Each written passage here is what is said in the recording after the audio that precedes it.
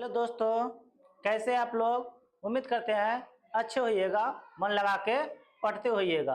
तो वेलकम है आपको सुनील सर एकेडमी में। मैं आपके लिए पोइट्री सेक्शन लेकर के आए हैं। चैप्टर 6 होगा, रेनबो पार्ट 2 का, क्लास 12 का लेकर के आए हैं, जो बहुत ही बेहतरीन टॉपिक है। आपको भी मजा आएगा पढ़ने में, तो ध्यान दीजिएगा। दी सोल्जर है, क्या है? दे सोल्जर, सैनिक के बारे में बताया गया, जो लिखे रूपर्ट ब्रूक साहब। कौन लिखे हैं? रूपर्ट ब्रूक साहब लिखे हैं दे सोल्जर, मतलब सैनिक। कौन लिखे हैं ये? रूपर्ट ब्रूक साहब लिखे हैं। इनके बारे में जीवनी कथा पहले जान लेते हैं। रूपर्ट ब्रूक साहब का जो जन्म होता है ना, 1887 ईस्वी में जन्म होता है। रूपर्ट ब्रूक का जन्म कब होता है? 1887 ईस्वी में, और मृत्यु हो जाती है इनकी 1915 ईस्वी में।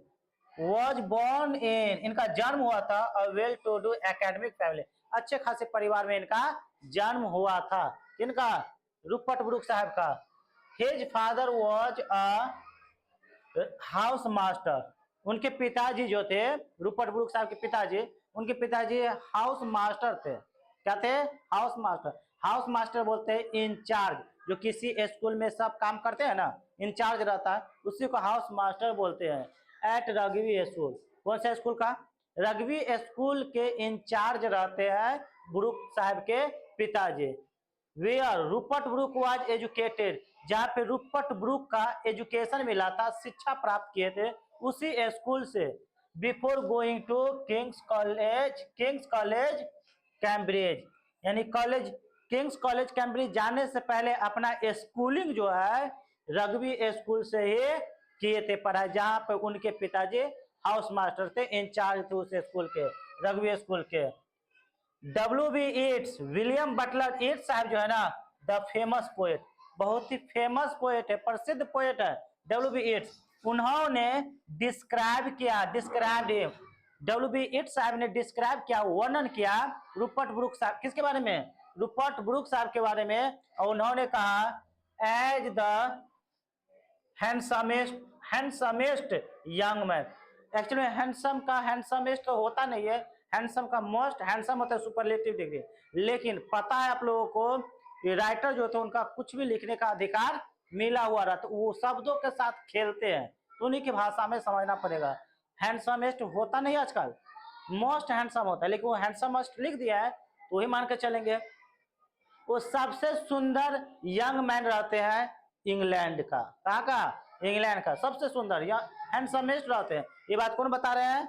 W.B. ईट्स साहब, विलियम बटलर ईट्स साहब बता रहे हैं। किसके बारे में? रूपर्ट ब्रूक साहब के बारे में। इंग्लैंड का सबसे सुंदर रहते हैं, सबसे स्मार्ट यंग मैन रहते हैं रूपर्ट ब्रूक साहब। ही अज्यूम्ड अ सिंबॉलिक रोल, उन्होंने एक रोल प्ले किए थे, रोल निभाए थे रूपर्ट ब्रूक साहब, that eventually turn into the माइथ of young and beautiful fallen.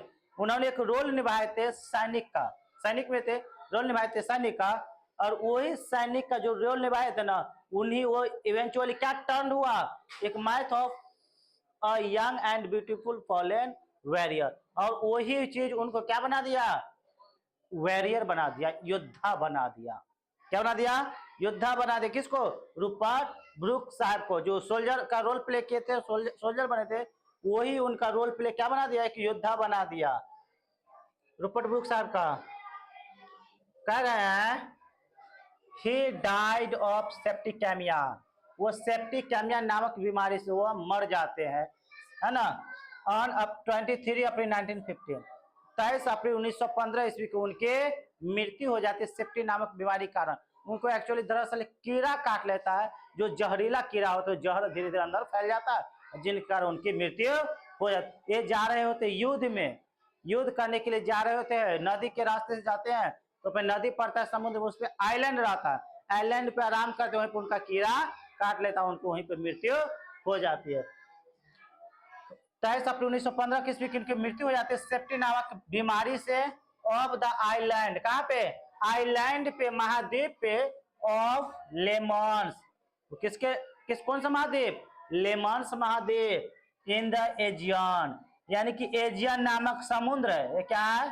समुद्र है। उस समुद्र में लेमॉन्स नामक आइलैंड है, उन पे उनकी मृत्यु हो जाती है। ऑन हिज वे, रास्ते में ही, टू अ बैटल एट गोबीपल्ली, यानी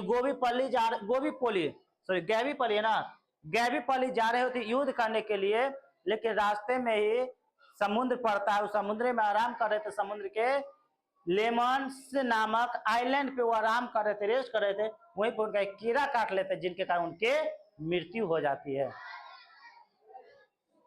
आगे कह रहे हैं, ध्यान देते चलना, बुक पे ध्यान देना। ब्रोक इज रिमेम्बर, ब्रोक को याद किया जाता है एज अ वार पोएट, किसके रूप में? वार पोएट के रूप में। ऑब्जेक्टिव आएगा, वार पोएट के रूप में किसको कहा जाता है, किसको माना जाता है? तो रूपर्ट ब्रुक साहब का, ठीक है। Who inspired patriotism in the early phase of the first world war, जिन्होंने इंस्पायर किए थे सभी को, जितने भी सैनिक थे, सोल्जर थे, सभी को क्या करते? इंस्पायर करते थे, सभी को हौसला बना करके रखते थे रूपर्ट ब्रुक साहब, है ना। His reputation chiefly rest on 5 war sonnets of which, उनकी रेपुटेशन जो है, इज्जत जो है, मान सम्मान जो मिला 5 सोनेट से, 5 सोनेट से लिखे थे, जो काफी प्रसिद्ध हुआ, मान सम्मान में उनको ज्यादा मिला। सोनेट्स बोलते हैं वो 14 लाइन को, 14 लाइन का जो रहा था वो सोनेट्स कहा जाता है। उसमें 2 भागों में बांटा जाता है 14 लाइन को, एक 8 लाइन में, दूसरा 6 लाइन में। 8 लाइन में जो रहता है उसको ऑक्टेव बोलते हैं, और 6 लाइन में जो रहता है उसको सेस्टेट बोलते हैं। Is that clear? देखिए, ये भी एक क्या है? सोनेट है, 14 लाइन का ये भी होगा। सोनेट्स लिखे जिसमें द सोल्जर इज अनडाउटली, जो सोल्जर है ना, अभी जो हम पढ़ रहे हैं, अनडाउटली है, निसंदेह, बेस्ट एंड द मोस्ट एंथोलॉजाइज्ड, ये सबसे सुंदर और सबसे अच्छा है दी सोल्जर, जो अभी हम लोग पढ़ रहे हैं। ये भी 14 लाइन का होगा, काउंट कर ले, 14 लाइन का हुआ तो क्या कहलाएगा? सोनेट्स। 8 लाइन एक में पैराग्राफ में, और दूसरे में 6 लाइन होगा। 8 लाइन को ऑक्टेव, 6 लाइन को सेस्टेट। गिनते कितने लाइन का? 1 2 3 4 5 6 7 8, ये हो गया, ये यहाँ से ऊपर का हो गया 6 होगा, 1 2 3 4 5 6 है ना। 2 भाग बांट दिया, एक 8 लाइन में, दूसरा 6 लाइन में। यही सोनेट्स होता है, राइट। ऊपर वाले को ऑक्टेव बोलते, नीचे वाले को सेस्टेट बोलेंगे। अब ध्यान देंगे, समझेंगे ना। कह रहा है, पोएट साहब कह रहा है, इफ आई शुड डाई, अगर मैं मर जाऊं, पोएट साहब कह रहे हैं, रूपर्ट ब्रुक साहब कह रहे हैं, अगर मेरी मृत्यु हो जाए, युद्ध में जा रहे हो तो अगर युद्ध में मृत्यु हो जाए, think only this of me, केवल मेरे बारे में बस इतना ही सोचना मेरे बारे में, दैट कि there some corner of a foreigner field, को विदेशी जमीन जो होगा, कोना मिलेगा, जहां मेरी मृत्यु हो जाए, वहां पे जो मुझे दफनाया जाएगा, जिस विदेशी जमीन पर, वहां का जो कोना जो होगा ना, वो किसका? हमेशा के लिए किसका हो जाएगा? इंग्लैंड का हो जाएगा। That there some corner of a foreign field, उस विदेशी जगह corner, that is for ever England, वो हमेशा के लिए किसका हो जाएगा? इंग्लैंड का हो जाएगा।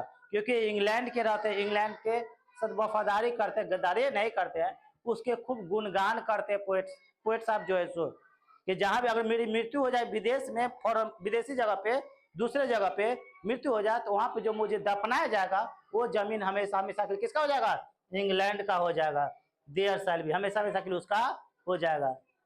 There shall be in that rich earth, वो जो रिच अर्थ होगी, समृद्ध अर्थ जो होगी, मिट्टी जो होगी, धरती जो होगी, और रिच डस्ट कंसील, वो हमेशा किसके लिए हो जाएगा? इंग्लैंड का हो जाएगा। क्योंकि विदेशी जमीन पे मेरा शरीर होगा, रूपर्ट ब्रुक साहब करें, मेरा शरीर दफनाया हुआ होगा, और मेरा शरीर किसका? इंग्लैंड का देन है, और वो जहां पे दफनाया जाएगा वो भी हमेशा के लिए किसका हो जाएगा? इंग्लैंड का ही हो जाएगा। वहीं पे उनको रिचर्ड डस्ट, वो अपने आप को क्या मान रहे हैं? मिट्टी मान रहे हैं, धूल मान रहे हैं रूपर्ट ब्रुक साहब। जो मेरा शरीर जो है ना, धूल से बना हुआ, मिट्टी से बना हुआ है, यही मिट्टी जिस जमीन पर दफनाया जाएगा, वो हमेशा के लिए किसका हो जाएगा? इंग्लैंड का हो जाएगा। ये पोएट साहब कह रहे हैं। अ डस्ट, वह धूल, वह कान, होम इंग्लैंड बोर्ड, जिन्होंने इंग्लैंड ने जन्म दिया। मेरा जो शरीर है ना, वो किसने जन्म दिया? इंग्लैंड ने जन्म दिया। इंग्लैंड के गुणगान करते हैं रूपर्ट ब्रुक साहब।